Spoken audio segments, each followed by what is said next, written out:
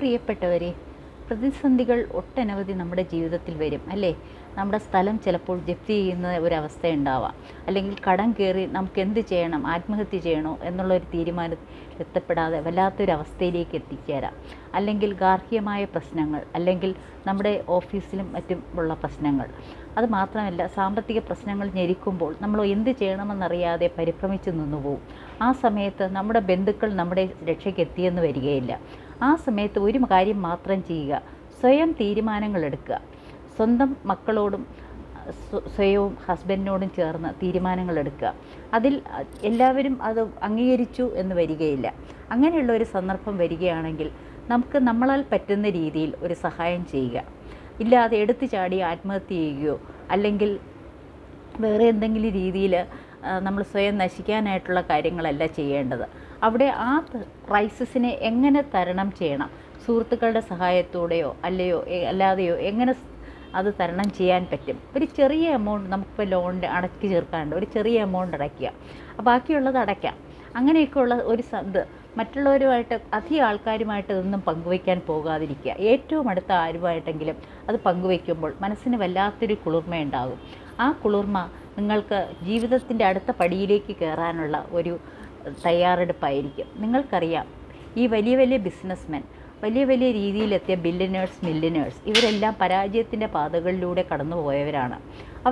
പലതവണ അവർ ആത്മഹത്യയെ പറ്റി ചിന്തിച്ചിട്ടുണ്ട്. എങ്കിൽ പോലും അവരതിലൊന്നും വിടാതെ അവർ പല രീതിയിൽ മുന്നോട്ട് പോകാനാണ് ശ്രമിച്ചത്. അതുകൊണ്ട് തന്നെയാണ് അവരുടെ ജീവിതം വിജയത്തിലെത്തിയത്.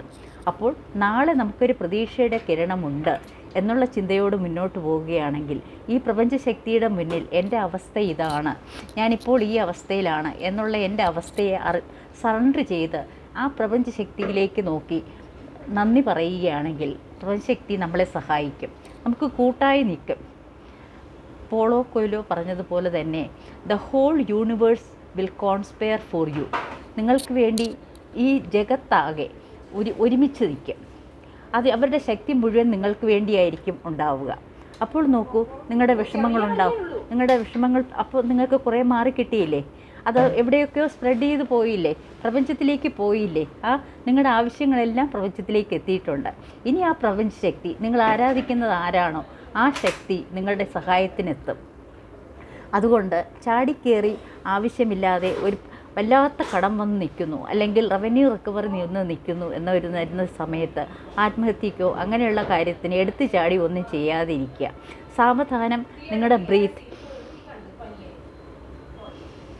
ഇങ്ങനെ സാവധാനം ലോങ് ബ്രീത്ത് എടുക്കുകയും ലോങ് ബ്രീത്ത് ഔട്ട് ചെയ്യുകയും ചെയ്യുക. അങ്ങനെ ഒരു 4-5 പ്രാവശ്യം കണ്ണടച്ച് ചെയ്തിട്ട് നിങ്ങൾ ആരാധിക്കുന്ന പ്രപഞ്ചശക്തിയെ ഒരു വെളിച്ചമായോ, അല്ലെങ്കിൽ നിങ്ങൾ ഏതെങ്കിലും ഒരു മൂർത്തിയെ ആരാധിക്കുകയാണെങ്കിൽ ആ മൂർത്തിയെ നിങ്ങളുടെ മുൻപിൽ കണ്ണുകൊണ്ട് നിങ്ങൾ ആ തൃപ്പാദങ്ങളിൽ എല്ലാം സമർപ്പിക്കുക. എന്നിട്ട് എൻ്റെ അവസ്ഥ ഇതാണ്. ദൈവത്തിനോട് നമ്മളൊന്നും ചോദിക്കാനില്ല, ദൈവത്തിനെല്ലാം അറിയാം അല്ലേ? അതുകൊണ്ടൊന്നും പറയേണ്ട കാര്യമില്ല. ഇങ്ങനെയാണ് എൻ്റെ സ്ഥിതി ഇപ്പോൾ, എൻ്റെ കുടുംബത്തിൻ്റെ സ്ഥിതി. നീ അതിൽ നിന്ന് രക്ഷിക്കുക, ഇത്ര മാത്രം പറയുക.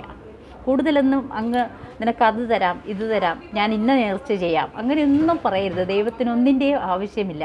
ഒരു നേർച്ച കൊണ്ട് ഒന്നും നടക്കാനും പോകുന്നില്ല. അതൊക്കെ ഒരു മണ്ടത്തരവും അന്ധവിശ്വാസവും മാത്രമാണ്. നമ്മളെ രക്ഷിക്കുക, നമ്മുടെ ഹൃദയത്തിനെ രക്ഷിക്കുക, നമ്മുടെ വിചാരങ്ങൾക്ക് സപ്പോർട്ട് കൊടുക്കുക, നമ്മുടെ ബുദ്ധിയെ ഉത്തേജിപ്പിക്കുക. നമ്മുടെ ബുദ്ധിൻ്റെ പോസിറ്റീവായിട്ടുള്ള സൈഡിലേക്ക് പോകട്ടെ. അങ്ങനെയുള്ള കാര്യങ്ങളായിരിക്കണം നമ്മൾ ചിന്തിക്കേണ്ടതും പറയേണ്ടതും. അങ്ങനെ വരുമ്പോൾ നമ്മുടെ ആ നെഗറ്റീവായിട്ടുള്ള ആ സന്ദർഭത്തിലും നമ്മുടെ പോസിറ്റീവ് എനർജി കൂടുതൽ വരുന്നത് കാണുമ്പോൾ പ്രപഞ്ചവും നമ്മളോടൊപ്പം നിൽക്കും. ആഗ്രഹം, സ്വപ്നം, ഇത് എത്രത്തോളം മുകളിലേക്ക് കാണുന്നോ അത്രത്തോളം നമ്മുടെ ഒപ്പം പ്രപഞ്ചവും നിൽക്കും. അങ്ങനെ നമ്മുടെ കഷ്ടപ്പാടുകൾ മാറാനും നമ്മൾ നല്ലൊരു തലത്തിൽ എത്തിച്ചേരാനും ദൈവം സഹായിക്കും, അല്ലെങ്കിൽ പ്രപഞ്ചശക്തി സഹായിക്കും. ഇതെപ്പോഴും ഓർത്ത് വയ്ക്കുക. ഈ ഒരു ചിന്തയോട് മുന്നോട്ട് പോവുകയാണെങ്കിൽ ഒരിക്കലും പരാജയപ്പെടില്ല. പരാജയങ്ങൾ വരും. പരാജയങ്ങൾ വിജയത്തിലേക്കുള്ള ചവിട്ടുപടികളല്ലേ.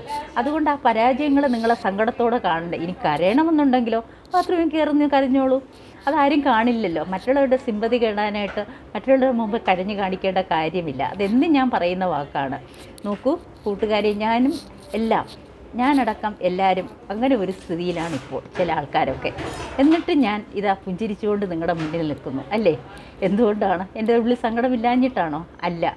പക്ഷേ ഞാൻ ആ സങ്കടവും സന്തോഷവും എൻ്റെ ഇപ്പോഴത്തെ സ്ഥിതിയുമെല്ലാം ആ പ്രപഞ്ച ശക്തിയുടെ മുന്നിൽ, ആ ഭഗവാന്റെ തൃപ്പാദത്തിൽ അർപ്പിച്ചു. എനിക്കറിയാം എന്നെ രക്ഷിക്കുമെന്ന്. ആ ഒരു വിശ്വാസമാണ് എന്നെ മുന്നോട്ട് നയിക്കുന്നത്. ഇല്ലെങ്കിൽ ഞാൻ തകർന്നു പോകുമായിരുന്നു, തകർന്ന് മണ്ണടിഞ്ഞു പോകുമായിരുന്നു. അപ്പോഴെന്ത് പറ്റും? എൻ്റെ കുട്ടികൾക്കാരെങ്കിലും ഉണ്ടോ? ഇല്ല. അപ്പോൾ ആ ഒരു കാര്യം ചിന്തിച്ചുകൊണ്ട് മുന്നോട്ട് പോകാനായിട്ട് എല്ലാവരും ശ്രമിക്കുക. ഒരു പരാജയം വന്ന് വീഴുമ്പോൾ നെഗറ്റീവായിട്ടുള്ള ചിന്തകളും അതുപോലുള്ള തീരുമാനങ്ങളും എടുക്കാതിരിക്കുക. കേട്ടല്ലോ?